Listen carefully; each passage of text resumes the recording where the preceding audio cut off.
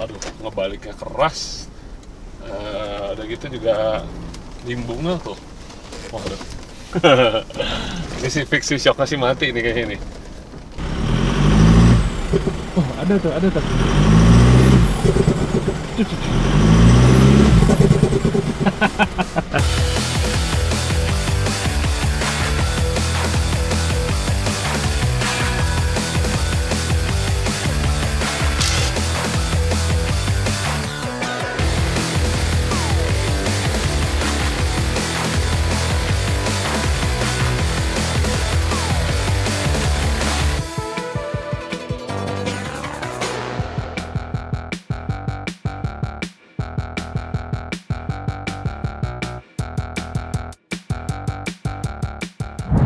Aduh, Fortuner gua kucel banget dah, parah dah ini.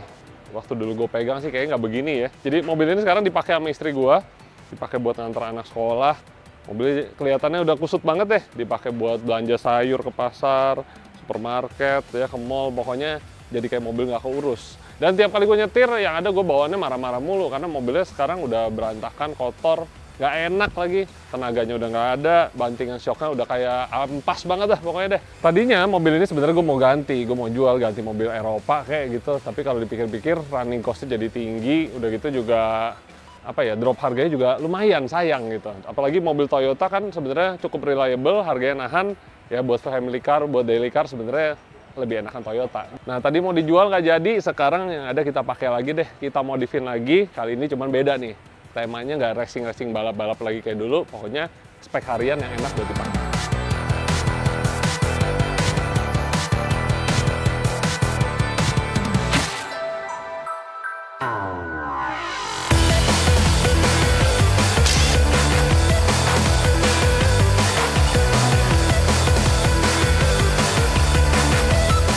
Nah, kaki-kaki depan udah kebongkar, sekarang kita lihat ya, ini pengereman sih udah upgrade, udah nggak standar. Jadi kita ganti dulu rotor piringannya, kita pakai run stop, terus kampas remnya juga ini kita pakai model-model OEM Plus lah, lebih pakem dikit dari standar tapi nggak terlalu balap. Pokoknya memang waktu itu karena pikiran udah mau dijual, jadi kita standarin semua. Tadinya udah pakai BBK, udah pakai velg dulu kan, pakai Fog Race ya, kayak 37 progresif. Tapi kali ini velgnya standar aja deh. Jadi bannya masih pakai dulu Michelin, jadi masih enak dan gue lihat tadi masih bagus ya, kembangannya juga masih tebel. Untuk kaki-kakinya sih paling kita akan bersihin hari ini, dan juga kita ganti nih beberapa parts-parts yang ada di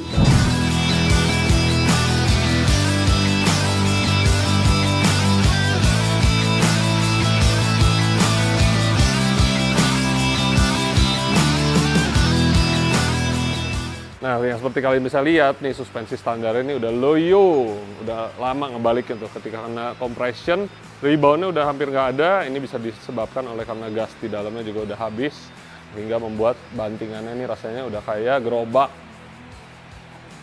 Oke, jadi sekarang udah 2025 nih yang namanya suspensi, terus kan ada pengembangan ya. Jadi YSS ini sendiri juga mereka berkembang terus.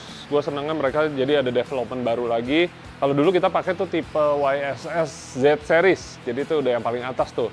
Shocknya udah monotube, dia punya body juga semua udah aluminium, dan bagian busing-busing bawahnya tuh dulu dia pakai polyurethane. Jadi dibanding standar itu udah jauh lebih enak, lebih empuk, karakternya agak sporty karena dia punya busing pakai polyurethane. Tapi pengalaman gue ya, jadi gue pakai mobil itu selama 2 tahun, polyurethane itu memang agak stiff, jadi kalau di jalan-jalanan konblok, jalan nggak rata, rasanya terlalu stiff. Dan juga kalau dihajar terus, lama-lama polyurethane juga ternyata rusak juga, pecah. Nah, makanya sekarang katanya YSS kembali dia memakai busing-busing karet, menyesuaikan dengan kondisi Indonesia tuh, cocoknya kita katanya pakai yang karet aja. Harus ada flagnya sendiri, karena mobil ini kan bukan buat mobil sirkuit ya, yang perlu rigiditas. Nah, depan gue sekarang udah ada tipe barunya, YSS ini namanya Export. Jadi ada 2 tipe, Export sama Expert. Dimana kalau Export ini, dia hanya bisa adjustment compression, melalui tangki yang dipisah ini ya. Ini jadi ada semacam kayak gas filled oil. Dan juga kalau yang tipe Export, ini di bawahnya 1 step tuh dari si Expert. Nah, kalau Expert dia jadi ada 2 setelan. Bisa setel rebound sama setel compression itu terpisah gitu. Jadi kalau yang ini hanya bisa disetel compressionnya aja. Nah, berhubung gue nggak pakai mobilnya juga untuk kayak pergi off-road atau speed off-road gitu ya, gue perlunya sih sebenarnya lebih buat nyaman aja harian, dan yang pakai ini kan istri gue nih. Gue perlu penyetelannya itu yang penting nyaman, dan kedua ya ada compressor pisah gini nih, ini bantu banget nih. Jadi kalau pergi suatu hari ke jalanan-jalanan yang rusak, karena dia ada tank pisah begini, coolingnya tuh kebantu dari tangki yang ini. Kalau yang dulu tuh ibaratnya kalau misalnya masih dingin enak, tapi kalau kita jalan jauh 1 jam 2 jam lalu abis itu mobilnya juga oleng-oleng lagi. Nah, dengan adanya subtank ini ngebantu untuk pendinginannya lebih stabil, dan juga performa dari shocknya tuh bisa terjaga oke terus. Sebenarnya kalau kita lihat, ini sih sebenarnya seperti YSS E series ya. Dulu kan ada E series, Z series. Ini seperti YSS yang E series, tapi dia ada tambahan ininya nih.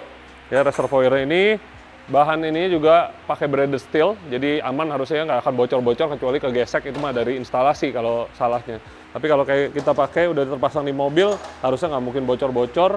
Ini yang bagian depan, dan yang bagian belakangnya juga sama ya, dia ada suspensinya sama seperti ini. Ini membuat performance shocknya juga jauh lebih baik.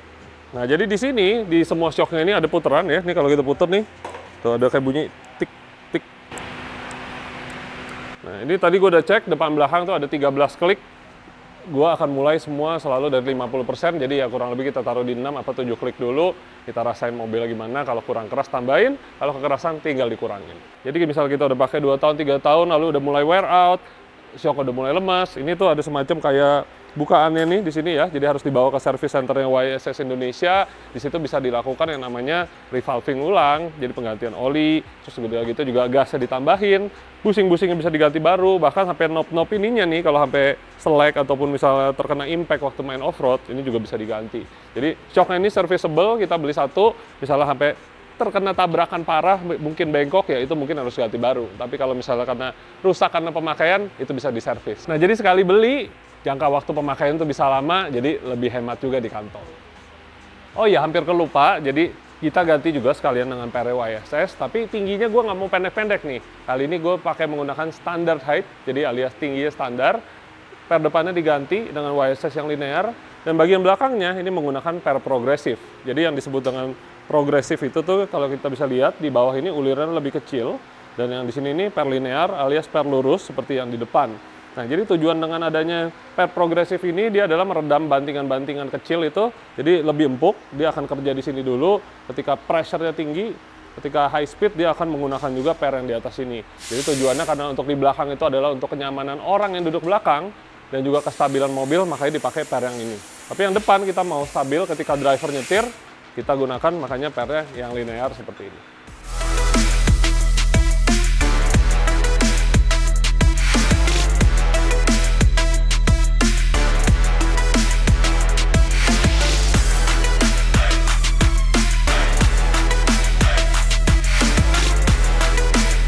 Nah, tadi udah beres bagian kaki-kaki lagi dipasang sekarang. Sambil menunggu kita kasih lihat juga nih barang lainnya akan kita pasang, air intake dari AFE Power ya, AFE Power Momentum HD.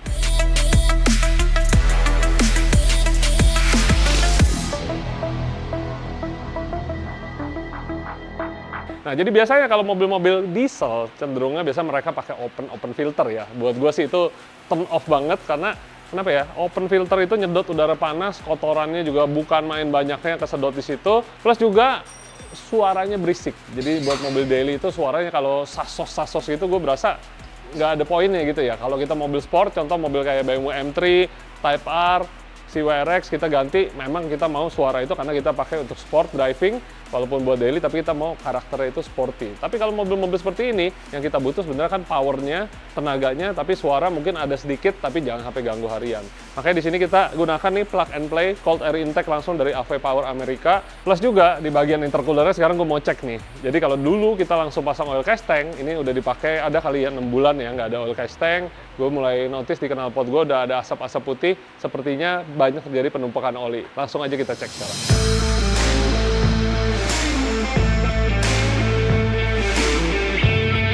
Nah, sekarang kita akan lakukan pengecekan masuk ke dalam intake manifoldnya. Jadi menggunakan alat dari RZ ini, kita bisa cek nih kondisi intake kita gimana setelah kita pakai kurang lebih 6 bulan. Yuk, langsung aja kita masukin kamera, kita lihat di sini.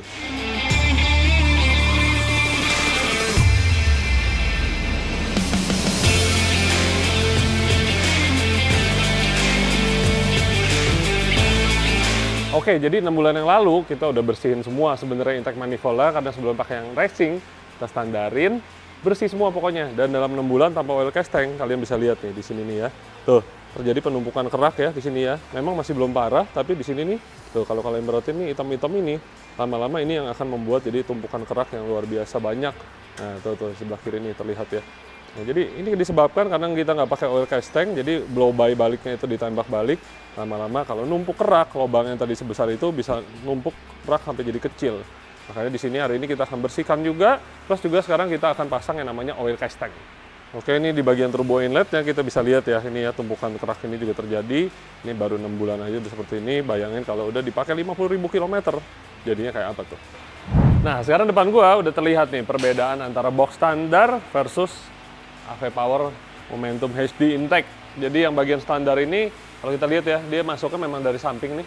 Standar samping, tarikan angin, di sini ada semacam kayak efek cyclone-nya gitu ya. Jadi untuk ngekompres udara, tapi di sini ada restriktor biar suaranya hilang, jadi nggak terlalu berisik. Nah, begitu masuk, diteruskan oleh air filter, baru dia masuk lagi ke turbo inlet. Dan berikutnya kita akan ganti dengan AV Power nih, airbox-nya ini volumenya jauh lebih besar ya. Jadi open filter ini akan masuk di dalam, sehingga ini disebutnya nanti jadi bukan open filter, tapi closed air intake, cold air intake, dan juga turbo inletnya diganti lebih besar. Jadi yang aslinya dia menggunakan fleksibel, ini sekarang kita menggunakan bahannya plastik seperti ini ya. Jadi termoplastik, dia tahan panas, volume udaranya udah pasti jauh lebih banyak, menghasilkan tenaga yang lebih bagus juga. Dan di sini ada yang menarik tuh, ada semacam kayak plug ya, plug samping ini nih. Jadi di bagian samping di sini ini ada plug. Kalau kita mau suara, kita tinggal lepas, bunyi intake-nya lebih cas-cus, tapi kalau kita mau adem, suaranya nggak berisik dan nggak cepet kotor, tinggal dipasang lagi plug tutup ini.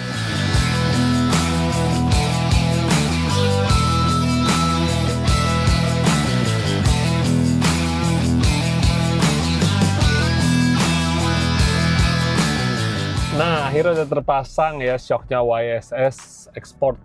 Ini gue nggak tahu nih, belum pernah coba ya. Kita langsung aja rasain gimana komentarnya nih. Plus intake-nya juga udah pakai AV Power. Oke. Oh, jauh banget. Lu berasa nggak? Iya. Jauh ya. Tadi begitu udah loncat-loncat kan? Gila ini. Tuh, ini folder gue hantem. Wah, ini rasa Land Cruiser nih, Dad. Nah, nanti ini PR-nya tinggal kita spuring aja, jadi kaki-kaki biar lebih lurus, namanya habis dibongkar-bongkar ya kaki-kaki, jadi kan alignment-nya nggak pas. Tapi bantingannya ini premium banget tuh. Wah, ini enak banget. Gue udah selama itu ya nggak nyetir mobil ini sampai berasa nih mobil bisa enak lagi kayak gini. Jadi tadi gue pikir ya udah namanya Fortuner kan, mau gimana sih, nyamannya kan. Nih, folder hantem. Empuk cuy.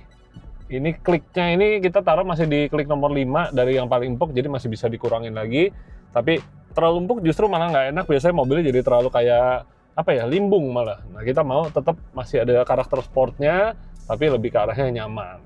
Kayak gini nih, tadi ditikungin aja ya, karena poldur itu langsung loncat-loncat. Kita coba nih, sekarang gimana. Set, kita ambil tikung, nah, limbungnya hilang total. Jadi stabilizer bar yang udah dipasang di bawah semuanya juga bisa kerja dengan bagus kalau shocknya juga nggak mati. Kalau tadi shocknya udah kayak mati, itu nggak hidup. Nih, wah gila empuk. Enak banget. Jadi menurut gue kalau punya shock mobil Fortuner udah di atas 40.000, 30.000 km, pasti udah KO deh jalanan Jakarta, apalagi ya yang tinggal daerah Kelapa Gading, daerah Pik tuh khususnya, itu jalanannya hancur sekali. Daripada ganti standar lagi, saran gue mendingan ganti langsung ini. Tuh. Tikung begini juga ya nggak limbung ya. Nah, bantingan sih udah cocok. Sekarang kita coba suaranya kayak gimana ya.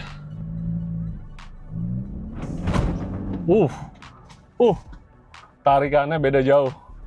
Tarikannya beda jauh nih. Yang tadinya tuh mobil gue sih nggak lemot sebenarnya karena 28 anyway kan, dan sebenarnya kita masih ada nozzle dan stroker pump di dalam, tapi udaranya tuh sebelumnya kayak tercekek. Nih sekarang dengan intake ini kita gas nih. Ada bunyi kalau kita gaspol. Tapi kalau kita gas tengah-tengah tadi nggak ada berisik sama sekali, ini pas nih. Nah, ada satu cara lagi nih buat yang mau rasanya lebih sporty lagi suaranya. Kalau gue sih tadi udah cukup ya seperti itu, tapi ada cara lagi. Kalau yang mau suara lebih sporty, di sini nih kalau kalian lihat AV Power dia ada yang namanya plug ini ya. Jadi ini tinggal kita buka raw mesin. kita lepas, ini akan terdengar suara intake-nya lebih ngencos-ngencos lagi. Ini kita simpen, kita coba lagi sekali lagi di jalan gimana suaranya.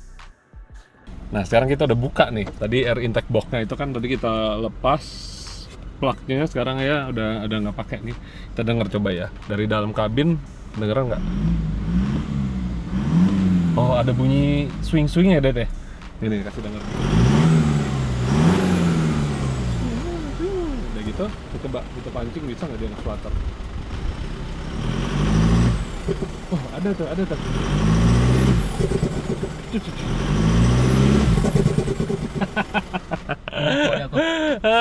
Seru nih ya. Bentar lagi gue nyetart nih jadi ngedrive. Ntar diomelin lagi sama orang tetangga sini lagi.